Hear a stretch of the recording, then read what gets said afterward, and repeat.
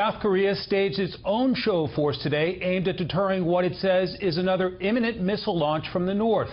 The U.S., meanwhile, is threatening a massive military response to any threat. National security correspondent Jennifer Griffin is here tonight. Good evening, Jennifer. Good evening, Mike. South Korean officials say they see signs North Korea is preparing for another intercontinental ballistic missile launch, which could reach the United States and Guam. They also restated what U.S. intelligence said for the first time recently.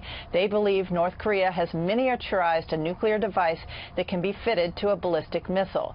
The president spoke to his defense secretary, Jim Mattis, and the CIA director, Mike Pompeo, today as he weighs his military options.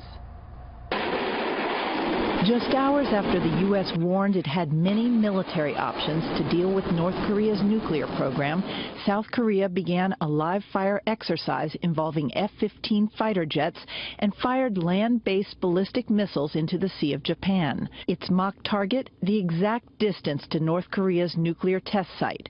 Yet another warning likely to go unheeded by North Korea's brash young leader.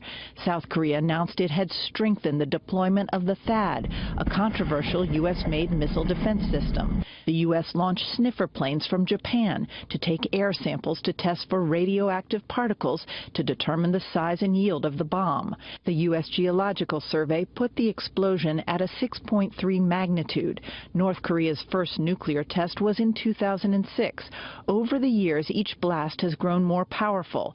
Sunday's test appears 10 times more powerful than its last nuclear test in September, a strong indication this may have been a hydrogen bomb.